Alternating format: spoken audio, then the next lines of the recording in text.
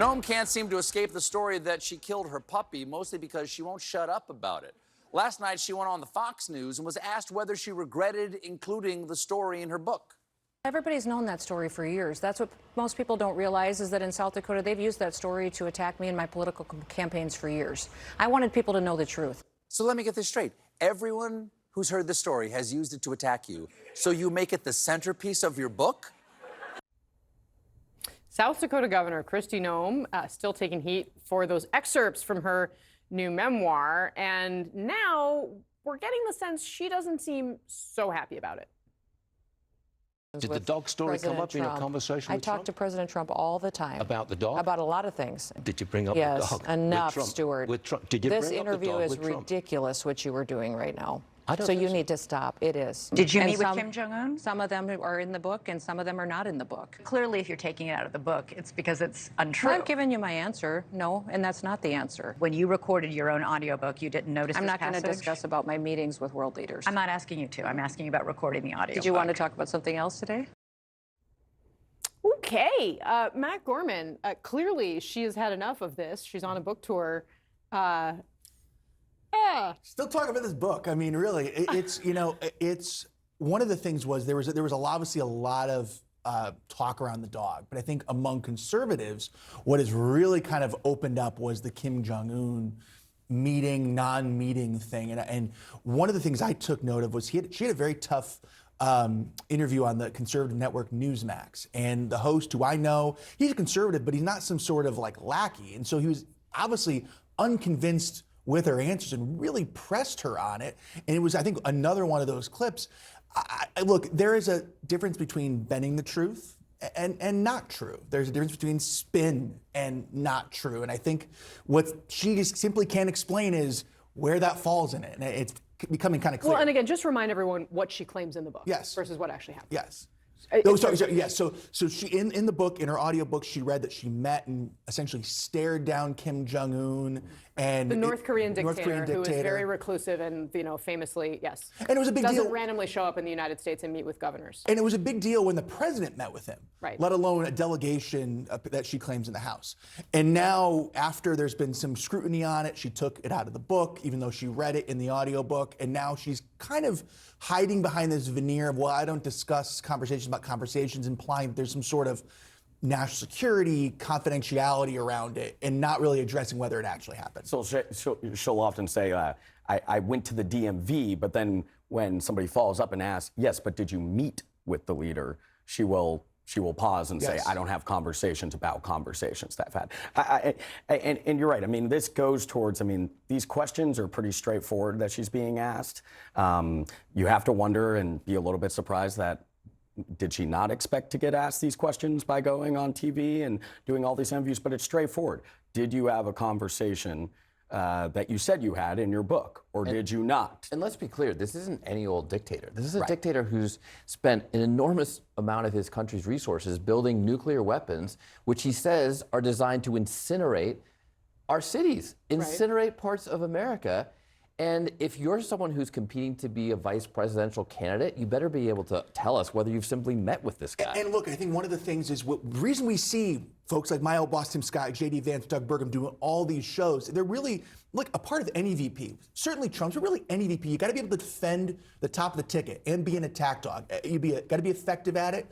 And so in a way, this was quite a trial balloon for her as she does this and not really going well. A little bit of an interesting choice of wording there with attack dog. Yes, yeah, that's a good point. No pun intended. Right. But yeah. Poor Cricket.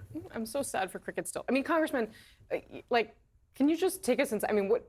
You're a politician. You think about how to present yourself in a book, right? That's what these books often are, right? You're selling yourself to people. I mean, what would lead to the set of decision making that we're seeing from Kristi Noem? I don't know. I mean, I've never written a book, but you would think a book would be a way to open yourself up, be a little bit more honest, tell people who you're really all about. So the whole point is tell the truth. Tell the truth that people might not be able to see behind the political facade. But then if you go behind the facade and you're making up things and you're not willing to be honest about what you've written yourself, it doesn't go so well. The biggest test, I think, in many times, whether it's nascent vice presidential campaigns or actual presidential campaigns, or what you can control. A presidential announcement should go well. You can control almost all aspects of that. A book tour, relatively, should go well. You can control as much as you possibly can. It's when you don't, and you can't control things, that's when obviously things can turn for the worst. She can control what she writes in a book. Right. It really underscores the sort of, that mistakes were made, shall we say.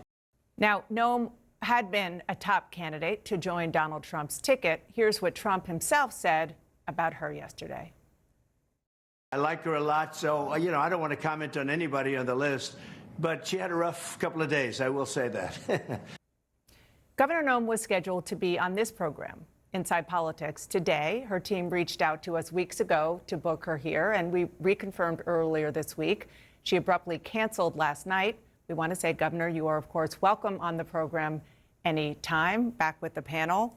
I read the entire book, even down to Appendix B, 240 pages in. There is a lot in there, a lot beyond what we saw, and I do hope to be able to talk to her about that. But I want to just talk about sort of the raw politics of this and where we think things stand, not just with her, but how this plays into the very important question and move that Donald Trump has to make for VP.